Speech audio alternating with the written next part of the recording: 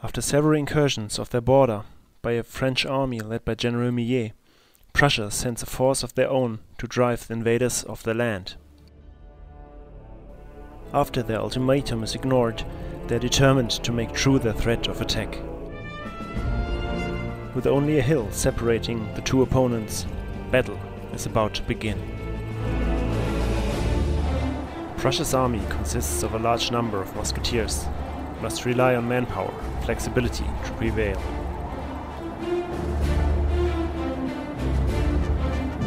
France, on the other hand, fields not only more skirmishers, but also the best soldiers France has to offer.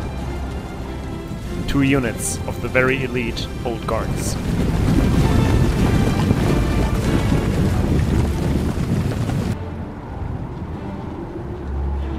Millet orders his men to rush up the hill to gain the high ground. Prussia advances more slowly, assessing the opponent's movement. On the left side, only a token force of 2 cavalry units are dispatched, while on the right, the line is moved forward to begin a flanking maneuver. France's 18th Regiment, the Brave, are advanced to respond in kind. Prussian cavalry holds them in place, and the 2 rightmost line units are repositioned.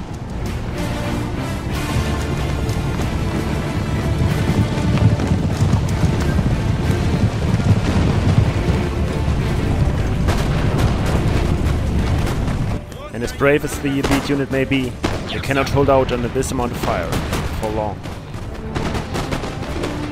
But now, France brings in cavalry support, disrupting the concentrated attack, and shortly after, one of the Prussian line unit breaks. Their own cavalry, moved in to allow the other unit to retreat, comes under fire. And ultimately, charged by French lancers, are driven off the battlefield.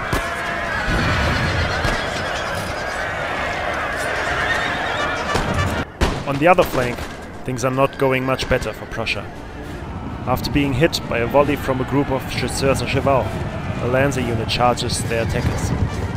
But even the support of a cuirassier unit doesn't put a quick end to this fight.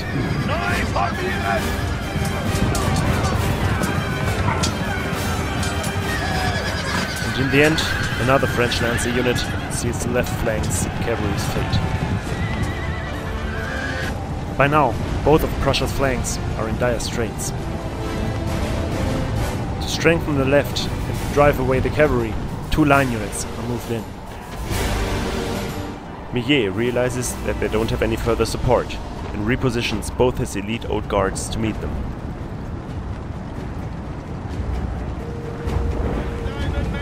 And indeed, the Prussians have strayed too far. In their attempt to retreat, one of them is first immobilized by French cavalry and then taken under fire by the Old Guards. By now, Prussia can only take desperate measures to protect against the almost undefeatable elite units. All 3 light infantry and 1 line unit are repositioned, considerably weakening the army's center. But France doesn't want to take the risk of breaking through there, and instead surrounds what's left of Prussia's right, which, hidden in the wood, is not longer than expected. By now, concentrated fire is being laid on the Old Guards. Now they can make true their oath to rather die for their country than run, and they do.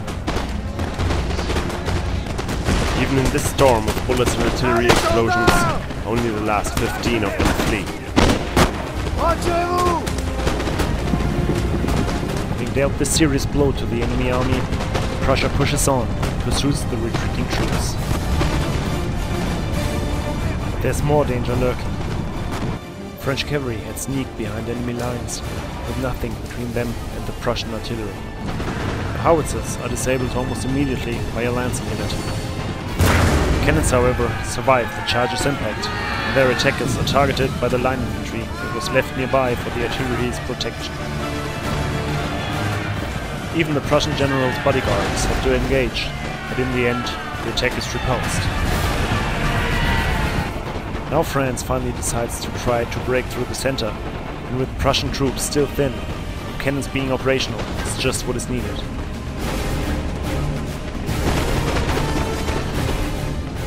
single line infantry supported with canister shot is enough to stop the attack. Then let's try.